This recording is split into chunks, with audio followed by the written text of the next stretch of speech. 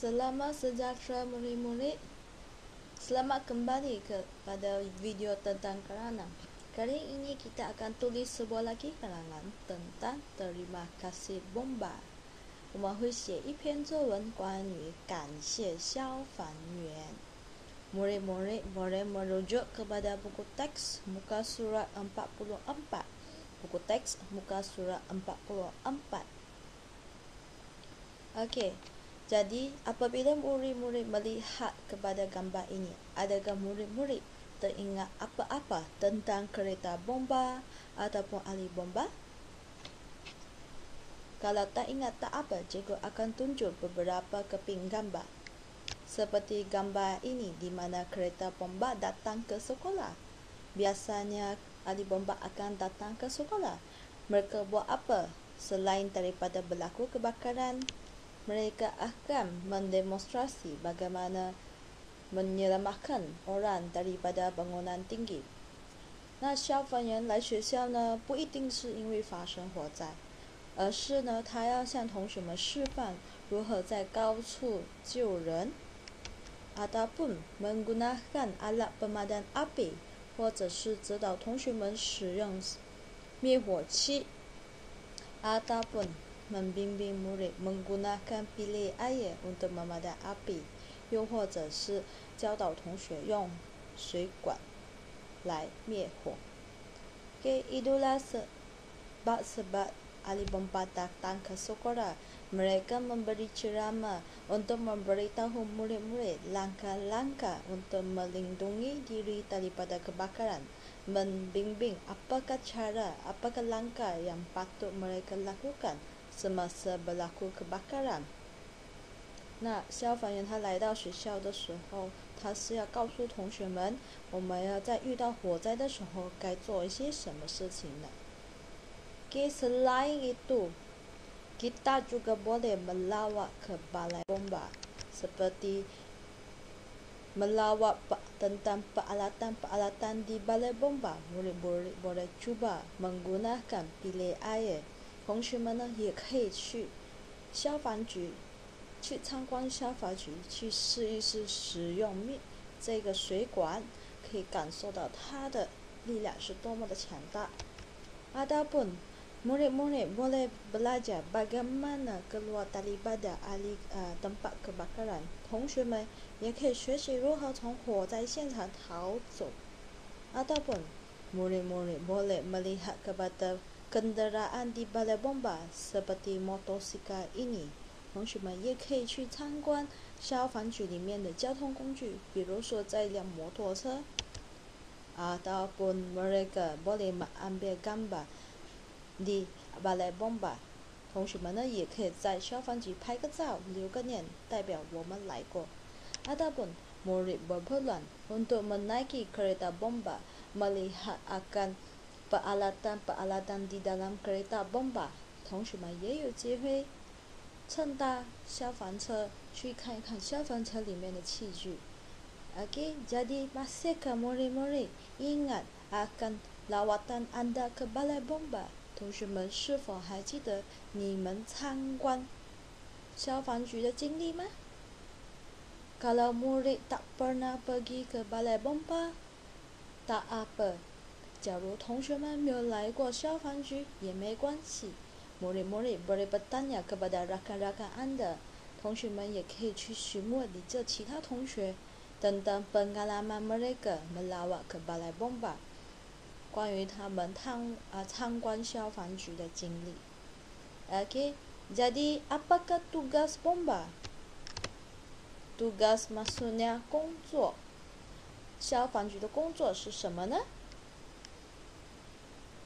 Ya, semestinya tentang api. Yang pertama, memadam api， 一定跟火有关系。第一个，灭火。Yang kedua, melawan api。第二个，要抵抗火。Semasa api sedang marak, bagaimanakah ahli bomba melawan api？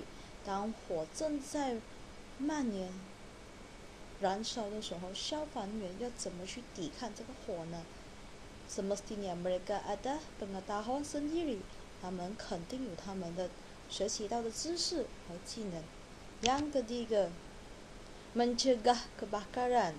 Mereka juga tahu bagaimana cegah kebakaran，他们晓得如何去预防火灾，他们就会透过给予讲座，去到学校跟同学们讲怎么预防火灾，又或者透过电视台等等。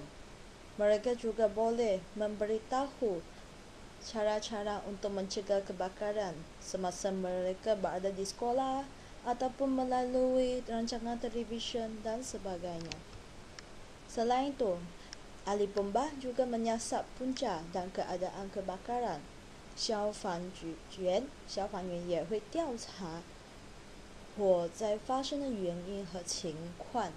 Sama ada kebakaran ini berlaku kerana ada seorang budak bermain dengan api? Lepas tu bagaimana keadaan kebakaran itu? Adakah rumah hangus dibakar? Semua ada benda dibakar?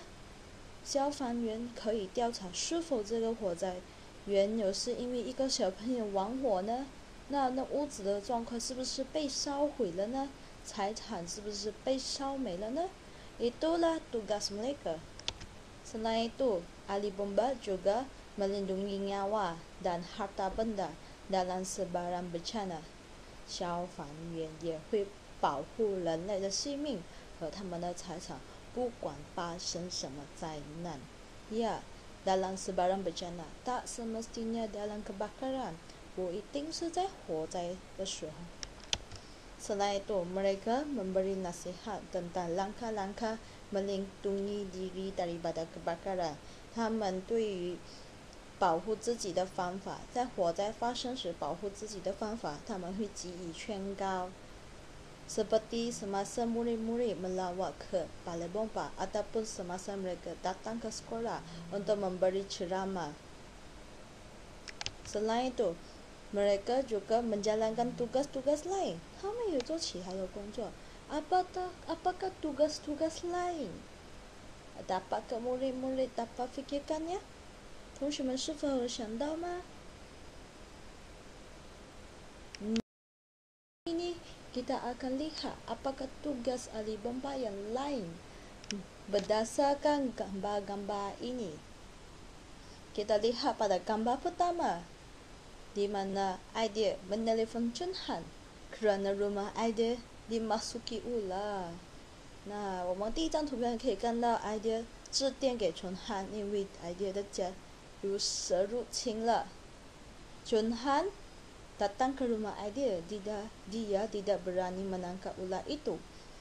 Ular itu ada bisa, jadi Chun Han telefon bomba。Chun Han 就来到 Aidil 的家，他不敢抓那只蛇，因为那只蛇有毒，所以Chun Han 就联络消防局。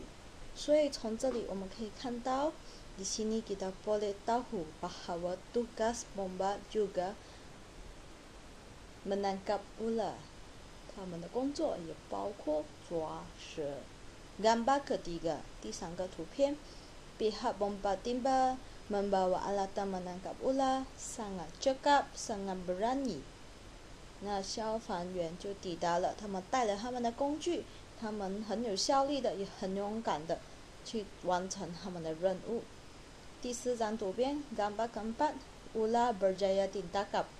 Berasa lega mengucapkan terima kasih pihak bomba。蛇终于被抓了，那你们想象一下Chun Han和Aidil的心情又是如何呢？那他们也是一个懂得感恩的孩子，会懂得向ahli bomba 消防员致谢。Seperti kamu dapat lihat, mengucapkan terima kasih. Oke, jadi dari sini kita boleh tahu bahawa tugas ahli bomba juga termasuk menangkap ular。从这里我们可以发现到，消防员的另外一个工作也是包括捉蛇。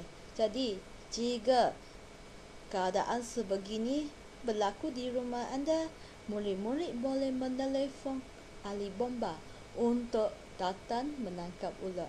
假如同学们的家不幸的有蛇来到你们的家拜访，你们也可以致电于消防局，让消防员来捉蛇。Oke, jadi selepas mendengar penerangan daripada cikgu, kita akan terus kepada menulis karangan ini. Sebenarnya ayat-ayat dan perkataan-perkataan yang ditunjukkan hanyalah draft karangan sahaja。同学们，那我们下一步就要会去写一篇文章。那在这里所展示的文字、句子和词汇只是一个草稿而已。draft 草稿 ，draft 就是草稿。Jadi sebelum itu, mari kita mengenali beberapa perkataan。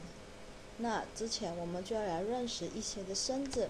Yang pertama, menelepon 致电 ，meminta bantuan 请求协助 ，berani 敢 ，bisa 读 ，tiba 到达 ，cepat 有效率 ，lega安心。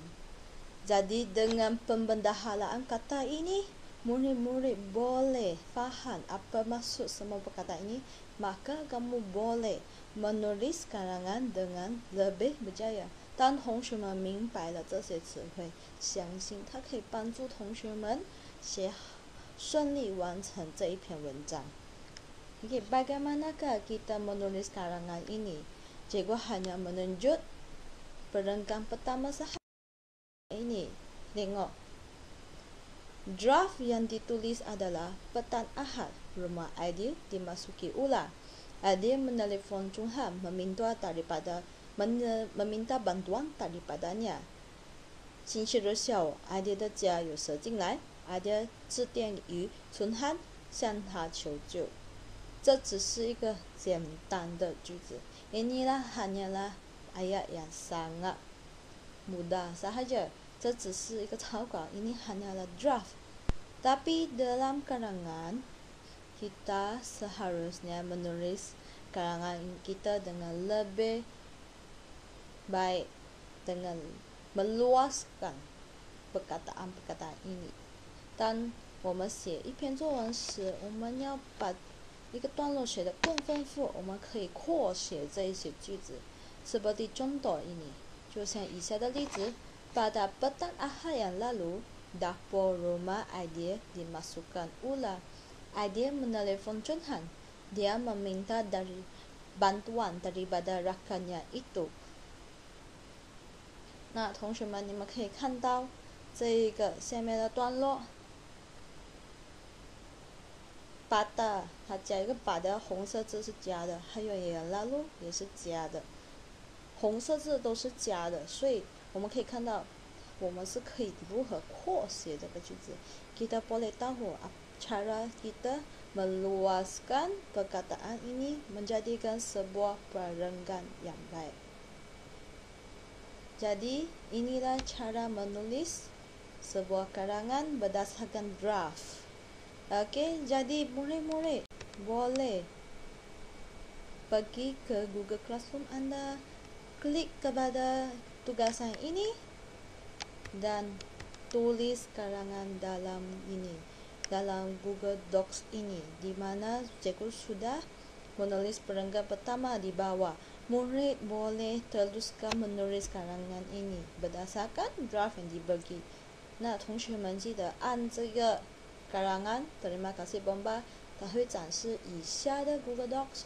那老师也已经在这里为你们准备了第一段，你们就继续完成这篇文章。Itu saja daripada saya. Sekian, terima kasih.